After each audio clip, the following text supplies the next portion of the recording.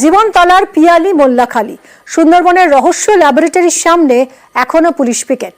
গতকালই গ্রেফতার করা হয় কারখানার মালিক সহ 9 জনকে। আজ ধৃতদের তোলা হয় আলিপুর আদালতে।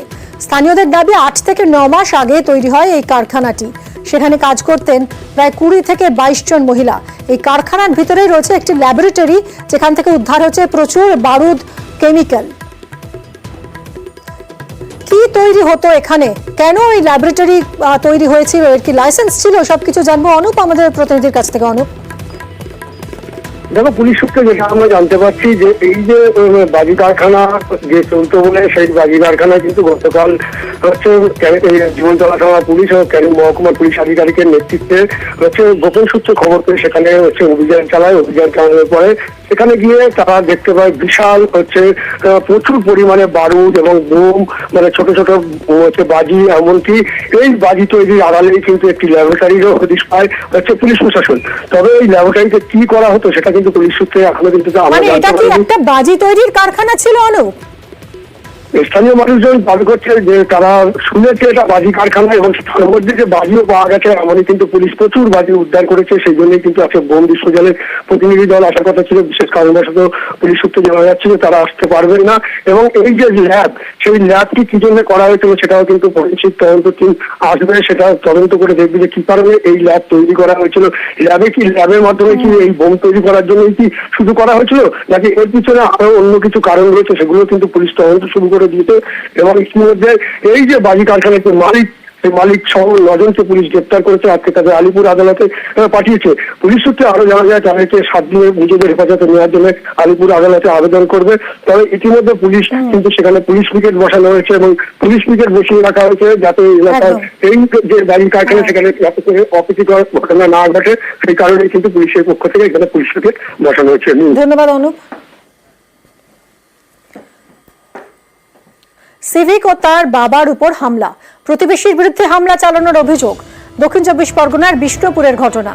ভোরে কাজে যাওয়ার সময় হামলার অভিযোগ। অস্ত্র নিয়ে বাবা ছেলেকে কোপ প্রতিবেশী যুবকের। অভিযুক্ত যুবককে গ্রেফতার করেছে বিষ্ণুপুর থানার পুলিশ।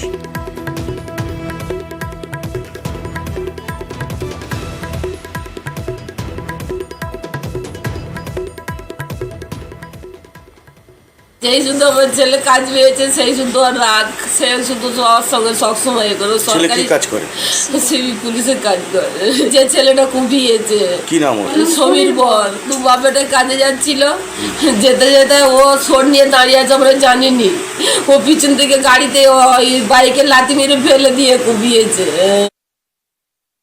আপনাদের সাথে কি কোনো কিছু নেই। তাহলে আপনার ছেলে হঠাৎ এরকম করলো কেন? কি করে জানবো? ওর সাথে কোনো কারোর ঝামেলা নেই। ও খায় দায়, ওকে আমি বলি যে কাজে যাও, কাজে যায়। এবার মেন্টালের ওষুধ খাওয়াচ্ছি আমি। সকালবেলা উঠে এবার ও যে গেছে আমরা জানি না, আমরা তো ঘুমাচ্ছি।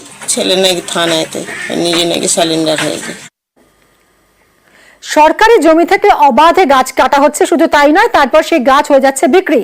জামালপুরের নবগ্রাম হাসপাতালের ঘটনা। হাসপাতাল চত্বরে গাছ কেটে বিক্রির প্রতিবাদ, বেআইনিভাবে গাছ কাটার প্রতিবাদ করেছেন বাসিন্দারা। দোষীদের শাস্তির আশ্বাস দিয়েছেন বিএমওএইচ।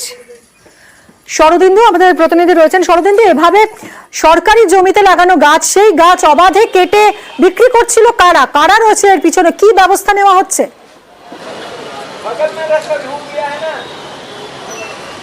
দেখো, এই যে নবগ্রাম স্বাস্থ্যকেন্দ্র, এই স্বাস্থ্যকেন্দ্রের মধ্যে বেশ কিছু গাছ আছে এবং তার মধ্যেই একাধিক গাছ কেটে ফেলা হচ্ছে বলে অভিযোগ। এবং একটি অর্জুন গাছ কেটে ফেলা হয়েছে, তার দাম অন্তত 25,000 টাকা হওয়া উচিত।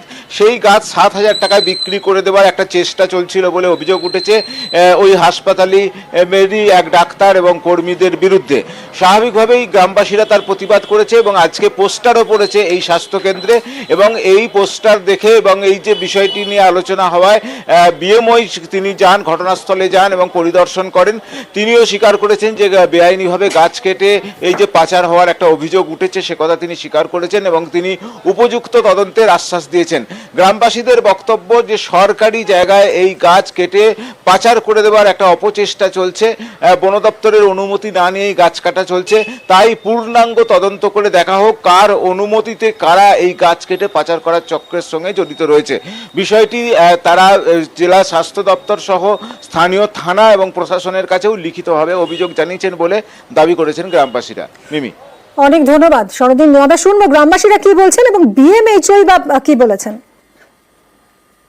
গাছটা হচ্ছে দীর্ঘদিনের গাছ, এটা হচ্ছে গোষ্ঠীর গাছ। এখানে 10-12টা গ্রামের পেশেন্ট এখানে রোগীরা এখানে আসে, ডাক্তার দেখাতে আসে, এখানে এই ছাওয়াতে বসেন ওনারা। আজকে গাছটাকে হঠকারিত ভাবে গায়ের জোরে কেটে দেওয়া হয়েছে, অবৈধভাবে গাছটা কেটেছে।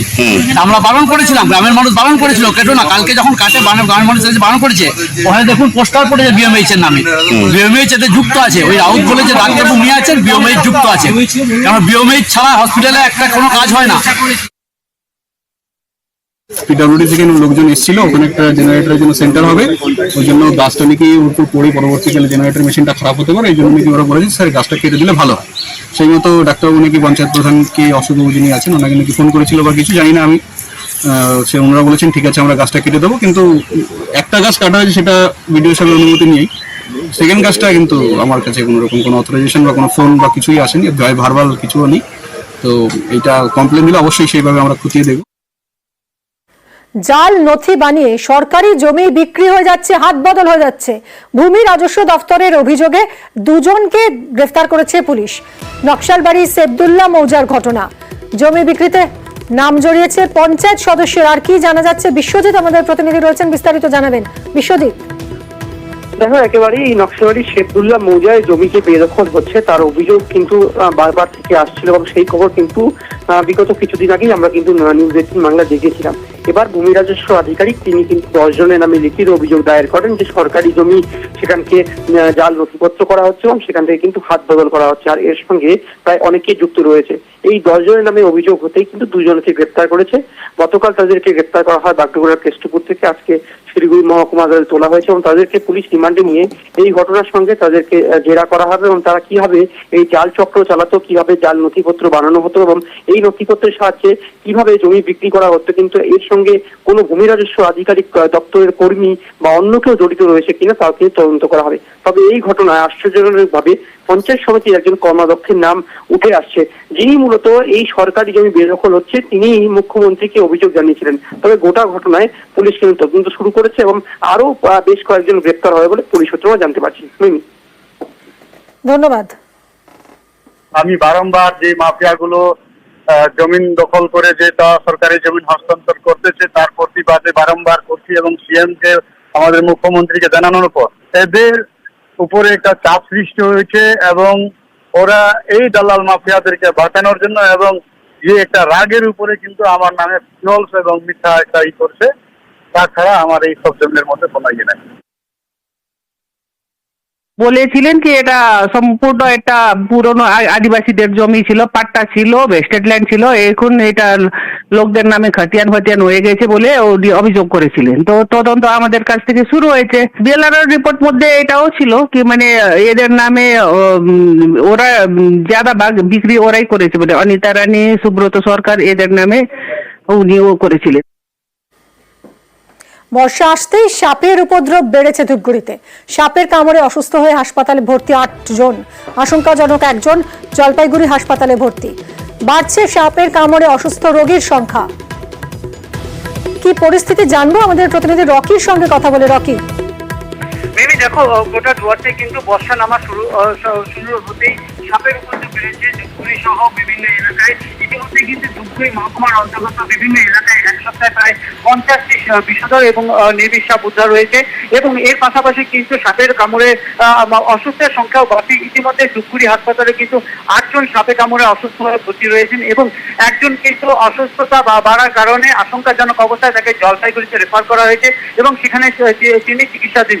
এই ঘটনার পরিপ্রেক্ষিতে পরিবেশ কর্মীরা জানিয়েছে যেহেতু বর্ষা বাড়ছে, বিভিন্ন জায়গায় জল জমছে, এই কারণেই সাপগুলি ঘরে এবং গোডাউন ঢুকে পড়ছে এবং কাজ করতে গিয়ে মানুষ সাপের কামড়ে আহত হচ্ছে। সচেতন থাকার জন্য তারা পরামর্শ দিয়েছে। আর বন দপ্তরের তরফ থেকে বলা হয়েছে যে কোন রকম সাপ দেখলে যেন মারা না হয় এবং পরিবেশ কর্মী সংগঠন এবং ওয়াইল্ড লাইফ ডিপার্টমেন্টের লোককে যেন খবর দেওয়া হয়। মিমি, ধন্যবাদ রকি। একদিকে যখন ধূপগুড়িতে দেখছেন সাপের উপদ্রব বাড়ছে, তখন রামলাল খাবারের খোঁজে কি কাণ্ড ঘটিয়েছে দেখুন। তাণ্ডব চালিয়েছে সে ঝাড়গ্রামের নেদা বহরাতে। দাপাদাপি রামলালের, মানে রামলাল নামের এই হাতির সবজির দোকানে লুটপাট চালিয়েছে। খাবারের খোঁজে দাপিয়ে বেড়ায় রামলাল। ঝাড়গ্রামের নেদা বহরা, সেখানেই খাবারের সন্ধানে দলছুট হাতি রামলালের দাদাগিরির ছবি দেখুন।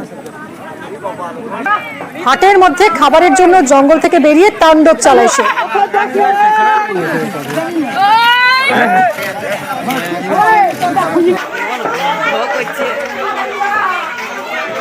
কোন দিকে এই দিক থেকে আসছিল?